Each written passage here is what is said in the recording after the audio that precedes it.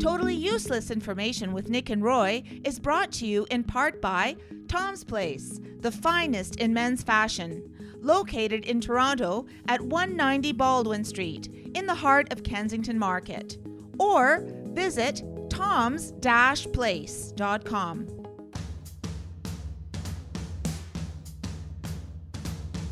It's everything you never needed to know. This is Totally Useless Information with Nick and Roy. Listen, laugh, and learn. Nick, you know about patents, right? Because we went to the U.S. Patent Office years ago. Yep. But what was the first patent ever issued? Does your alarm clock run away from you in the morning? Like your wife? Hi, I'm Nick. I'm Roy. And this week we scoured the internet to find out this.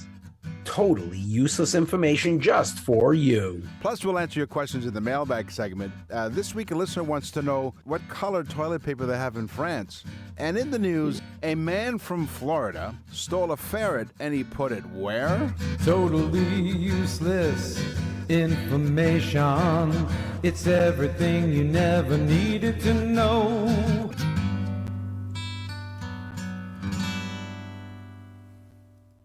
Innovations, ideas. The Totally Useless Information Podcast presents Inventions. It's been a while since we've done Inventions, and welcome back to the show. Almost 90 countries around the world. Thank you very much for joining us. We're coast to coast to coast in Canada on the iHeartRadio Talk Network. People are just freaking out over our show. You just can't believe how many emails we got. Oh, of course they're freaking out, Nick. People are hiding ferrets. Let's do some inventions. I'm going to give you my teaser before it runs away.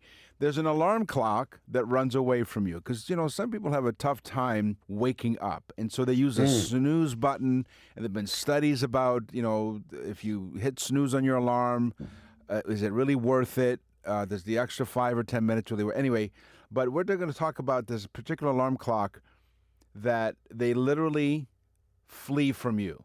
It's called Clocky. Clocky. It rolls Clocky. Yeah. The old Okay. Clocky. Mm-hmm. Did you ever hide your clock? No, I've never hidden my clock, Nick. But I've been called clocky sometimes. Yes, Like you're a little bit exactly. clocky. You think a bit much of yourself. You know, is it you? Yeah, it was you. I think your wife who collected clocks, and you had a wall of clocks. So basically, yeah, right. Wasn't that one of your? Yes. So it is you guys that had clocks on a wall or something. It's really quite creative in terms of. Yes. Yeah. Yeah. We had like 25 clocks in this one little section. It looked real cool. All different clocks. Yeah. It's safe to say you guys had a clock fetish. Anyway, so some alarm clocks are designed to flee from you. Clocky rolls away and hides after the first snooze attempt, forcing sleepy users to chase it down. So it hides in your room. Very smart. Yeah. So you have to get up to find the clock. That's right. Or it'll keep going off and annoy you. Right, because even if you want to hit the snooze button, you have to find the clock before you can hit the snooze button. Mm-hmm. You said that me having those clocks was a clock fetish. That's correct. And I guess from time to time it was. Oh, I see. You know see what? how I did that, Nick? Yeah. Time to time. Yeah, That's right. A broken clock is right twice a day. Mm-hmm. Mm-hmm. First cell phone invented. Yeah. What about it? The first cell phone that was ever invented was done by the Motorola company. And so the Motorola company invents this phone. It's invented by an engineer from Motorola named Martin Cooper. Martin Cooper wins the race. Right. Invents the first cell phone. And then what does he do for the first phone call? Like Bell, Alexander Graham Bell called up and said, "Can you hear me?" or whatever he said, you know. Yeah. The first call was to his rival competitor named Joel Engel. Yeah.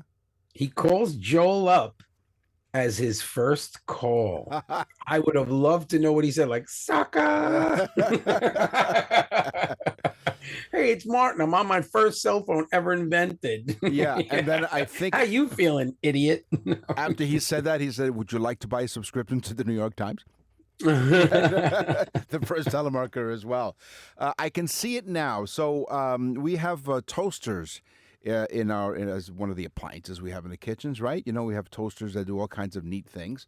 How Oh about yeah, I want my hands in it. But go ahead. well, when you do this, you'll be able to see it because this is a see-through toaster with a see-through window. Oh, that's cool. Well, You can because see the sometimes toasting. well, you actually are watching the bread toast in real time. It's called the Dash Clear View toaster. Includes 7 browning levels, a clear view window allowing perfect toast every time.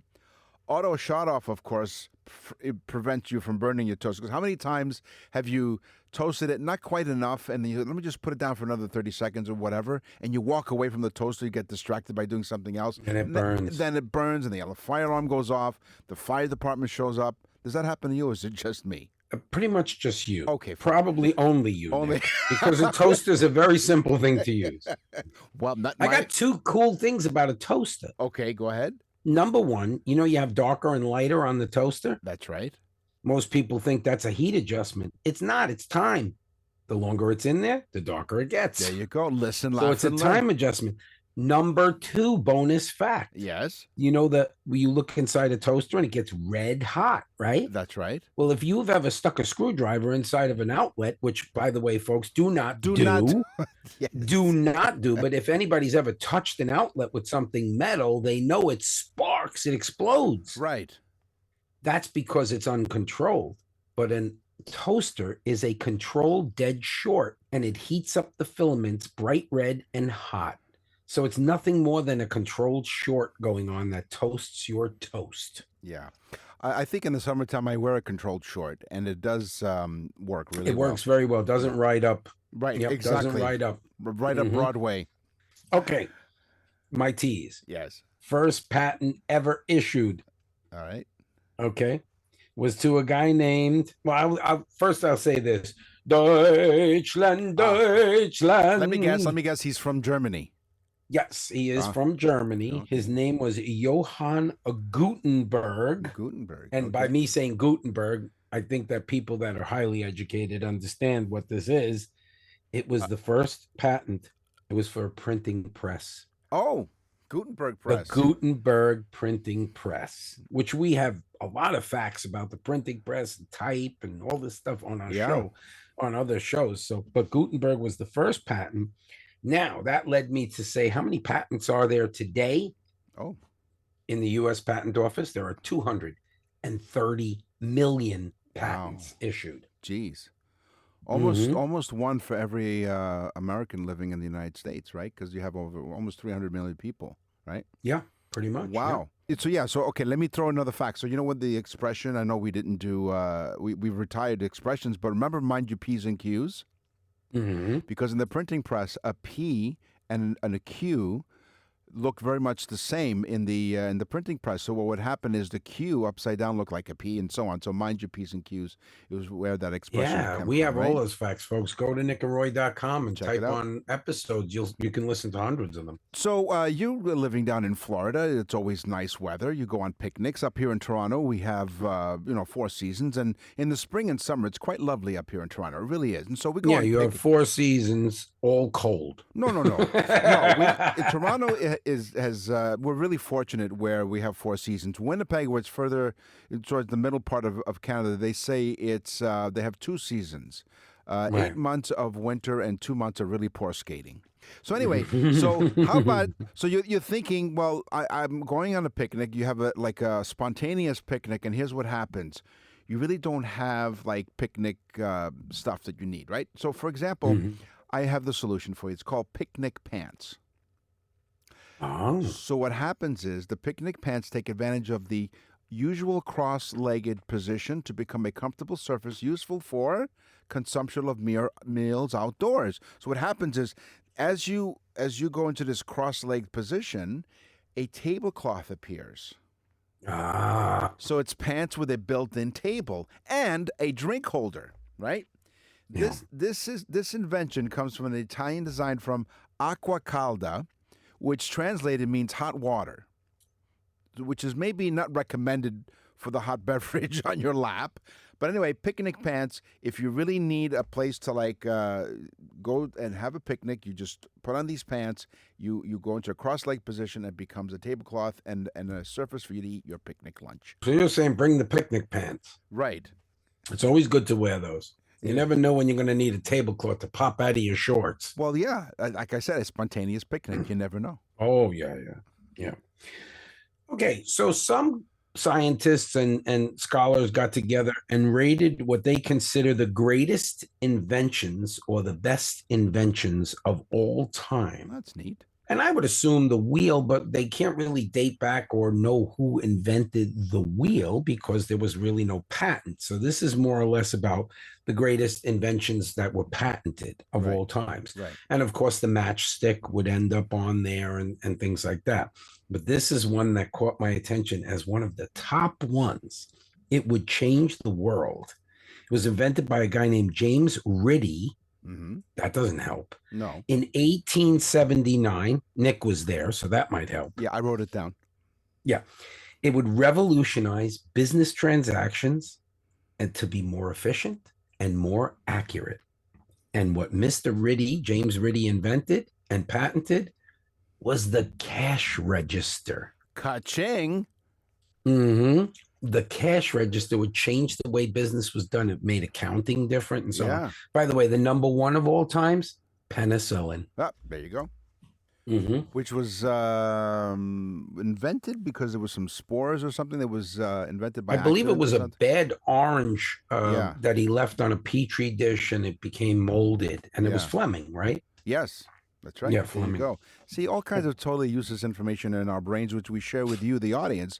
So that's why we tell you listen, laugh, and learn. If you have someone in your life that you'd like to send a very special birthday gift, this is for you. What is it? It's the Nick and Roy's birthday salute to your loved one. You can hear a sample right on the website.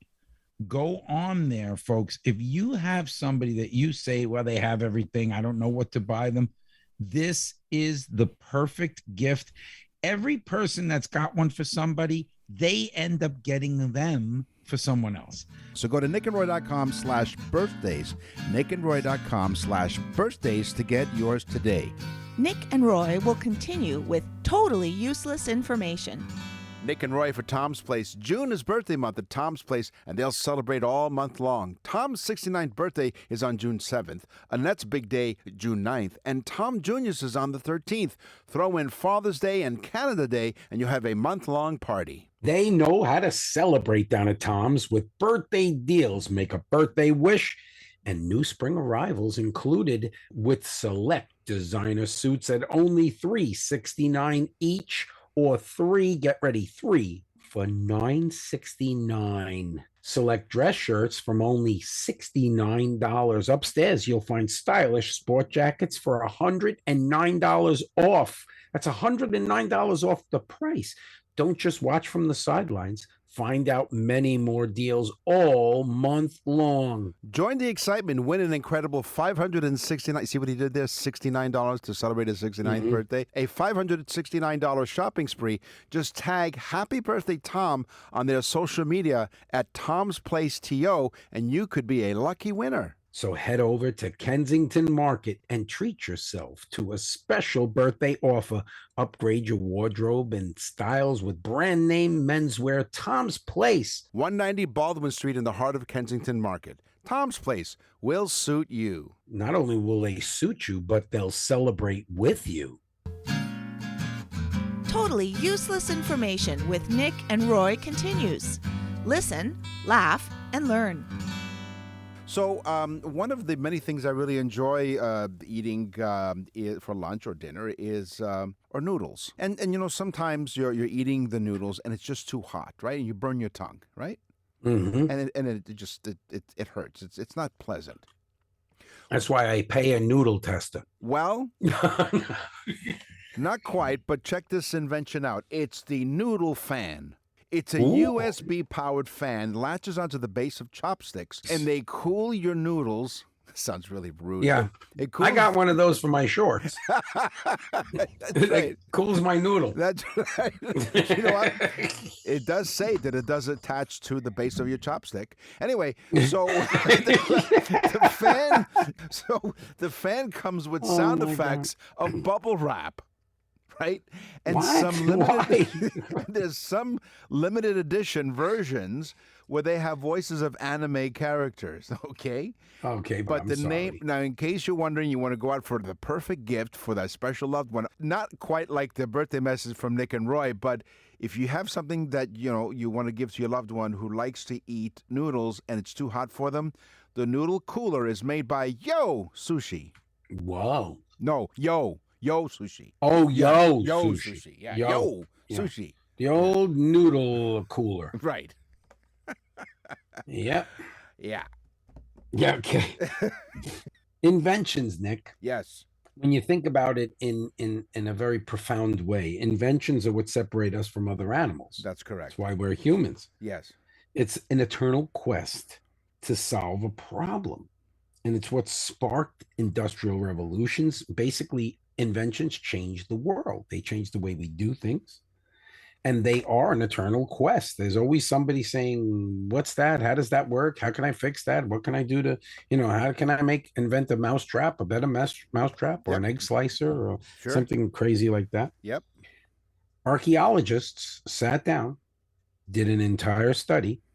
They could have just asked us. We would have told them. Of course. But what was the first invention? Was it like Gave you a hint before. the wheel? That would be on the top 10, but it is Wasn't that- not the first. Fire? Nope. Clock, sundials. Nope. Okay, I give up. And I think They had to invent this one thing. This is how they would eventually figure out fire. They attach a stone to a stick. The stone axe. Oh, right. It would change everything. By Yes. hitting rocks against rocks, you made a spark and you started a fire. Right. By hitting rocks against a piece of wheat, you made flour. By hitting Wow. rocks against an animal's head, you got dinner. Early civilization, they rock. Either that, and it was the first person to get stoned. That's right. Listen, laugh, and learn here on Totally Useless Information with Nick and Roy. Hey, if you go, here's a really cool invention. It's called the internet. It's called nickandroy.com. It's the best thing that ever happened to your birthday shopping woes. People are like, what am I going to get my special someone, whether it's your spouse or a daughter, son, or a loved one? And you're like, what do I get them? Well, you go to the Nick and Roy store at nickandroy.com, Nick and Roy store, and click on birthday messages, and it is going to be an amazing gift. Yes, and it really is an amazing gift. And people go, oh, well, that person has everything. I don't know what to get them. I don't know what they need or whatever. Go to nickandroy.com. Type on the Nick and Roy store. Go to birthday messages, anniversary messages. We have all different messages. But go to nickandroy.com. Mm-hmm. Type on the Nick and Roy store. There's samples there. You'll get to hear. We do a show for that person for the day that they were born, like their birthday. And we do an entire show about facts about their date or year. It's so cool. It's so fun. Everybody that gets them freaks out and goes nuts. And thanks to Nick and I for inventing the internet, you're able to get one. Absolutely. nickandroy.com and click on the Nick and Roy store. Happened today is history. What happens tomorrow is history. Yeah. Well done, by the way, in that jingle. Most of the intros and jingles are created, sung, and performed by Roy. So well done on that one. Thank you. Thank you. Yeah, that was an homage to Bob Dylan. An homage fromage. An homage to a man who you can't understand a word he says. Right. Okay. Last week, I did a similar thing, but I need to do this fact because it's interesting. Okay. TV's first megastar. Right. Okay. So now we know we have TV stars all the time. I mean, look, it's made the Kardashians who they are. TV's first superstar was a woman named Gertrude Berg. Okay. Gertrude Berg. Sounds like Deutschland to me, but Gertrude Berg, she wrote directed and starred in the first TV sitcoms in 1949. She would win the first Emmy, okay, and Yeah. became the face of television for many years. She became the face of TV. Yeah. And most people don't know that name, Gertrude Berg. So go on the internet that Nick and I created after the show and look up Gertrude Berg. You'll see images of her and everything. Real cool. Yeah. Okay. And they go, oh, that's her. Mm-hmm. So That's history. yeah. Years and years ago, I mean, we just talked about inventions, but years and years ago, and this is part of history, people used bread as an eraser. Before rubber erasers, people dabbed mistakes away with a piece of bread. This was especially common in the 18th and 19th centuries. Bread was readily available and inexpensive, making it the practical choice for erasing pencil marks. When a piece of bread was moistened and rolled into a ball, it could be rubbed against the paper to lift the graphite particles from the pencil, effectively erasing the marks, just by using a piece of bread. So you moisten a piece of bread. Yep. Roll it into a ball and then rub it against the paper to erase it. The pencil marks. Wow. Yeah. You know how many people are going to do that right now? Yeah. Go ahead. Take a I wonder. Wonder You know what? bread. The rubber eraser has been the best thing invented ever since sliced bread. There you go. Thank you. Somebody needs to call Wonder up and tell them they owe us a check. That's right. Yeah. And they tell you to keep wondering if they'll In the send it. 17th and 18th century, Yeah. the years Nick was born, Yes. there was a popular sport. Now, this will give you an idea how things get lost to history and become a part of history. It was usually a couples sport, but could be played by singles. Okay. It was extremely, extremely popular. Get ready. Fox tossing. What?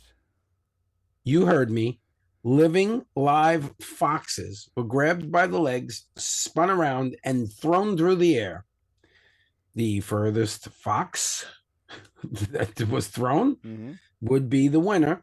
And of course, couples would be involved in this. So they would, I guess the girlfriend, wife, or whatever would throw first. And then, so fox tossing was a big, big sport. No wonder fox coats became a big deal. All those foxes were murdered during the tossing events Poor and things. Oh, had to do something with the fur, right? yeah. PETA on line 2. PETA on line 2. So It's like fun fox tossing and the boots with the fur. She got the whole club looking at her. yeah, She hit the floor. she did. Next thing you know. Okay. So over the years, contraception has evolved. It has become quite something. Whether you use it condoms or you use many other ways for contraception. Ancient What is this, Nick? You're using condoms? Yes. Well, I didn't, but ancient Egyptians. They used condoms? No, they used something different for the time. They used crocodile dung as birth control. Okay. Mm-hmm. Women inserted dried crocodile dung as a contraceptive. Okay, so you're speaking about, we're talking about the So women. wait, they dried the dung? Women in Cleopatra's time put a mixture of crocodile dung and honey into their nether regions to try and prevent pregnancy. Well, of course it prevented pregnancy. Who the hell would want to even go there? That's right. First off, what happens if they made a mistake and stuck the crocodile in there? Then you really got problems. Yeah. Nick and Roy will continue with totally useless information.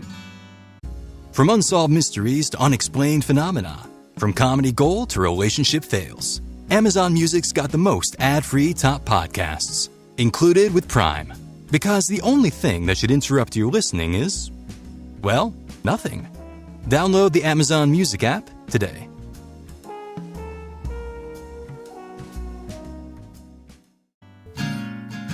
We're back with totally useless information with Nick and Roy. Listen, laugh, and learn. Let's talk about history, right? Sure. we said on one of the shows that the term "saved by the bell" was a historical fact. When people did not die, they'd place a bell in the casket. Oh, And right. if the person revived themselves while being buried alive, they could ring the bell. Now, I have to change this Okay. because I've done some research and Okay. this may not be true. Although it is true that the bells were put in there, it may not be the actual term "saved by the bell" that was used for that particular term. So for instance, yes, there were bells. Yes, it might have saved people's lives, but the actual "saved by the bell" is a boxing term. Oh. There is a rule where if you get hit, you can't be counted out after the bell. So if you got knocked down onto the canvas and the guy starts counting 1, 2, 3, and the bell rings, you're still in the fight. No matter if you can get up or can't get up, you got till the next bell, or they can't count you out. So Wow. you were saved by the By the bell. bell. So that's a historic fact that needed to be changed. Well, thank you very much for doing that. See, that's why You're welcome, Nick. This is why I'm here. Oh, the only Accuracy. Yes. That's what surprises people, the accuracy of our useless information. That's why we provide UI. You've heard of AI. We provide UI, useless intelligence. We're going to start selling it. Oh, we will. You know it. A war was fought over a bucket, or so they thought. The war. So there was an expression, a description. The War of the Bucket was fought in 1325 between rival states of Bologna and Modena in Italy. Yeah. It took place in the Emilia-Romagna, northern part of Italy. A common myth surrounding the War of the Bucket is that it was caused by the Modenese stealing a bucket from the Bolognese well. But that's not true. It's incorrect. But the bucket was, according to more accurate accounts, was taken as a trophy by the Modenese after the war. In fact, war was declared because Modena had captured the Bolognese castle of Montevideo. No, that's probably not what happened, Nick. They had to fill it with bolognese sauce. They needed something to put the sauce in. That's right. They ran out They of... said, look, I know this will look like a prize to you, but we're going to put the sauce in here. They ran out of mason jars, so they started putting the bolognese sauce in buckets. Yeah. There you go. Yeah. See, not only do we present the facts, we also correct history. Could you imagine the Italian guy standing there going, well, the bucket's not in the well. Some crazy bolognese, he stole the bucket. When I'm done with him, he's going to kick at the bucket. Now, for those of you who are about to hit send on a complaint, Roy and I are of Italian descent, so we're allowed to make fun of our own peoples, right? Right. Yeah, I did homages to, we literally retired the expressions category. Right. Because from time to time we will retire categories. That's right. And bring in new ones. Yes. To keep the show fun. Yes. So one of the things I did, which I wanted to discuss, was there's a term called flying off the handle. Okay. Yeah. Okay. So where does that term come from? We all know the term. Yeah. You're like, hey, stop yelling at me. Why are you flying off the handle? Yeah. Right? Someone that's like erratically behaving. Shocking, right? Yeah. Dangerous. At times, yes. Yes. The saying comes from farmers and people of back then that owned homes that would buy cheap axes, cheaply made axes. They would have a metal head attached to a wooden long handle. Right. They would go to swing the axe and the metal head would go flying off the handle. Whoa. Could kill somebody, chop your own leg off. It was a very serious situation. It was. So they'd say, oh, Joe, he flew off the handle. Wow. Yeah. And when he did cut off his leg, they called him Neil after that. Yes, Neil. And it went right through his leg, through one of his wives. They call her Eileen. Yes. And then he has a cow that lost all 4 legs. They call that ground beef. Ground beef. Now Now, it went flying between my legs. No, okay, let's stop right now, Nick. no, hold on. Let's go back to your invention. You talked earlier about flying off the handle. You talked about in the invention section about the very first invention, which was the stone axe. I'm wondering if the handles that they put on there were actually more secure than the ones they have today. So back I wish I was around to axe them. That's right. So your first president of the United States who was your first president? Georgie Washington. George Washington. I call him Georgie because I knew him. Okay, knew him. So apparently, according to some information, George Washington grew marijuana, or did he just have the munchies? According to the Washington Post, a Farm Journal entry from August 7th, 1765, Fake news. It proved, well, hold on. It said at the time that the first president had indeed cultivated hemp on a large plot of land that he referred to as Muddy Hole, which Roy once again experienced in high school. Don't go into the muddy hole. A little bit of alligator dung, but whatever. That's what they should have called it. If they were to listen, if they would have marketed the crocodile dung and honey, now available at your pharmacy, the muddy hole. The old muddy hole. That's right. Mm-hmm. Order yours today. Okay. In the journal entry, he notes having taken too long to separate the male from the female hemp plants. This journal, though, falls far short of extolling marijuana for its medicinal, let alone recreational purposes. So as it turns out, come on now. They knew about tobacco, so they come on. Hemp was a popular cash crop in the Americas, highly valued for its numerous industrial applications. Hemp was commonly grown by farmers for rope and fabric. So, of course, hemp rope. Exactly. So therefore, never mind this stuff. Talk about smoke or rope. But the first president of the United States did not grow marijuana, so enough of that nonsense. Well, he probably did, Nick, and they probably knew about it, you know? Yeah, but it's no big deal. Come on. You kidding? So thank you for joining us. Totally useless information with Nick and Roy, and we told you to go onto our website, nickandroy.com. You can also leave us a message. Go to the front page and you leave us a message. You have about a minute and a half to whatever you want to say. We'll put it on the show. Also, if you have a business and you have a telephone system that you want something really unique other than AI to answer your phones, how about Nick and Roy?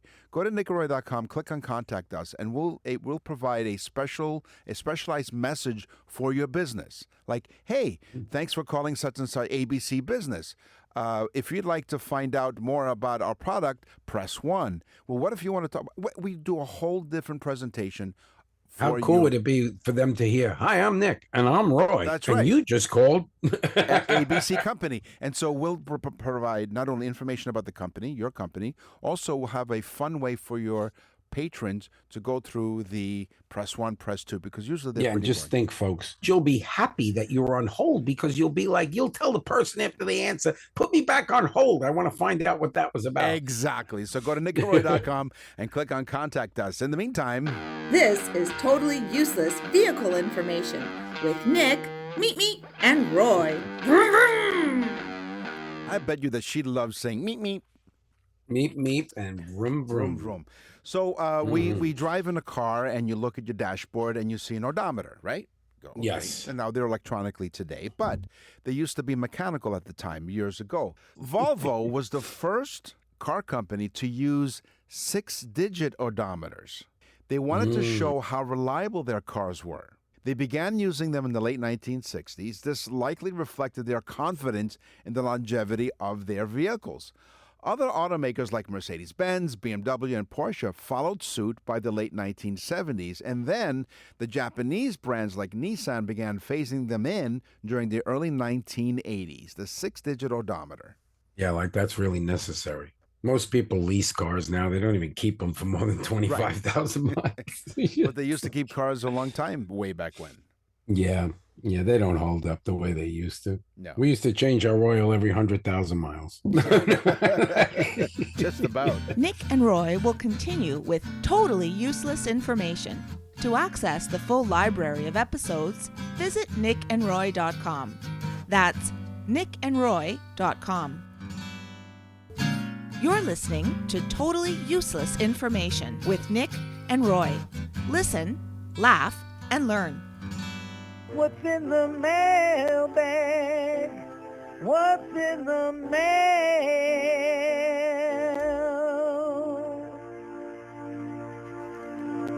Another one of Roy's classics and jingles here on Totally Useless Information with Nick and Roy. Jimmy from Montreal, Quebec, listens to us on CJAD on the iHeartRadio Talk Network. We love listening to your show every week. Thank you, Jimmy. We have fun when you guys try to make each other laugh. Well, you see, this is what we do. We prepare the show, we decide on topics, but we don't tell each other what the facts are. We present it to each other during the show. So Jimmy says, I have a question for you guys. I heard from one of my friends that in France, the color of their toilet paper is pink. Is this true? Thank you, and I can't wait to meet you. Well, are we going somewhere? You know, The French even use toilet paper? well, when I maybe that's the other question. In France, pink is a very common color for toilet paper. Whoa. White is also available, but pink is the more popular choice, but especially in the past. The color preference is rooted to a few factors, including historical preference for a softer, more luxurious toilet paper, and the desire to match bathroom decor, which tells us that, I guess, that most of their bathrooms were pink. Okay, Gordon from Winterthur, I hope I'm getting this right, Winterthur, Switzerland. You okay? He writes on, Yeah. I love your show. I laugh and learn. This is true. He says, why is Roy so fixated on Germany? Good question. He says, thanks for all you guys do, exclamation point, exclamation point. Auf Wiedersehen. Okay, so Gordon, the reason why I joke around, I sing the German national anthem all the time is my family, I'm half Italian on my father's side and half German on my mom's. Right. And I grew up pretty much on my mom's side. And so I grew up with my grandmother and grandfather who were very, very German. I mean, they spoke German, they listened to German music, we ate German food. Right. We went to German festivals and things like that. And I loved the culture. I still do.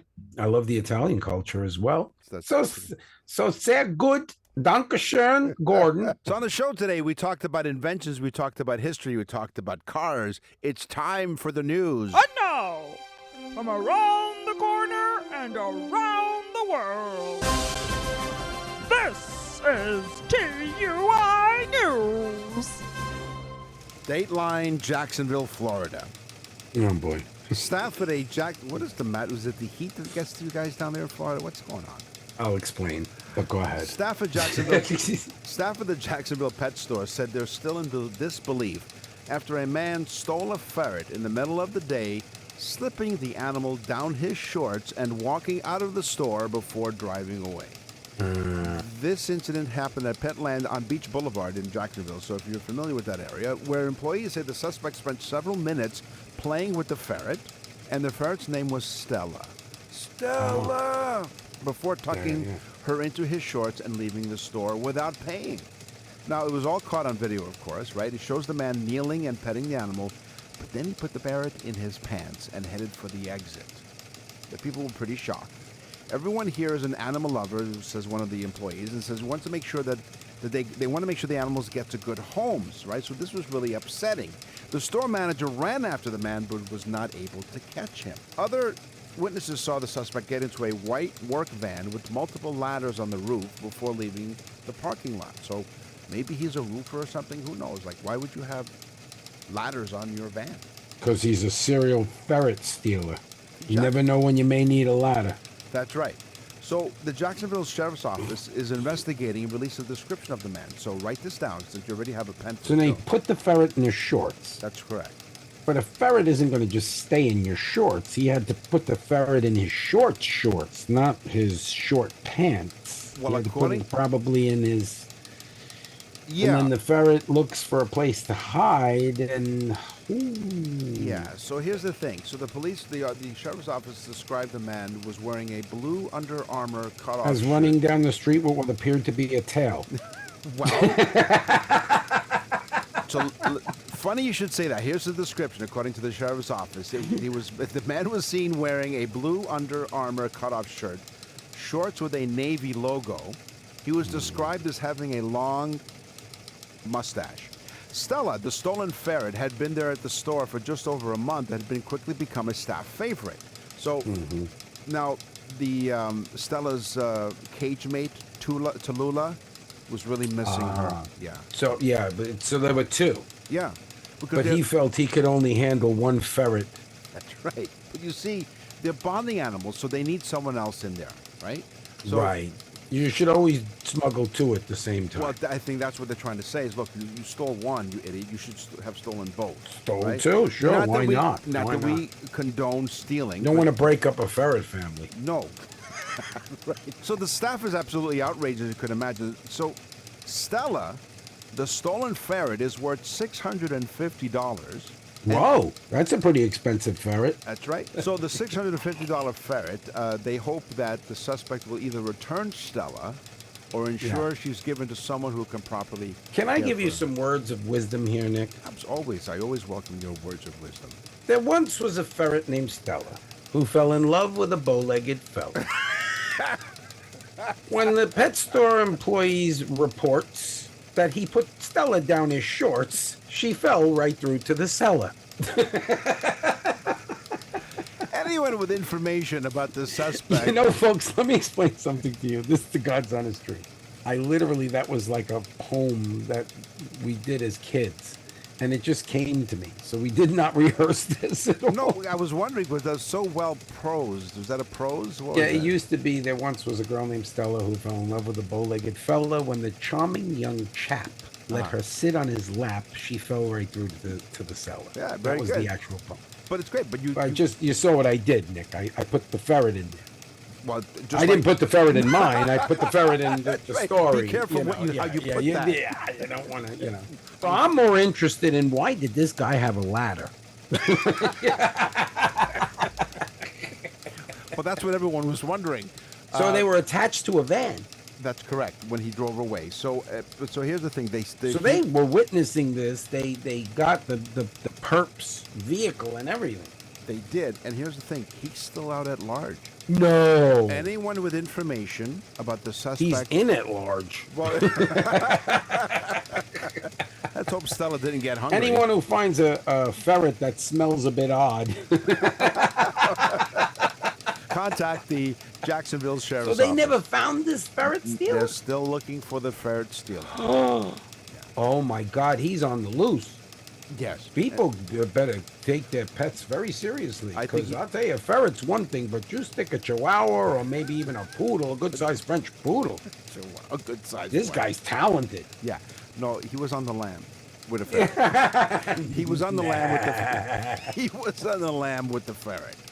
Anyway, contact Jacksonville Sheriff's Office.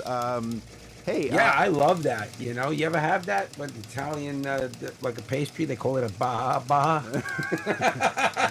How about bye? That's all the time we have for this episode of Totally Useless Information with Nick and Roy. We will scour the internet far and wide, as we do every week, to get totally useless information just for you. Tell a friend, because we're in 89 countries now around the world. Millions of people listening to this show. Thank you so much. It's because of you and because you tell everybody to listen. So thanks. Keep it up, guys. I'm Nick.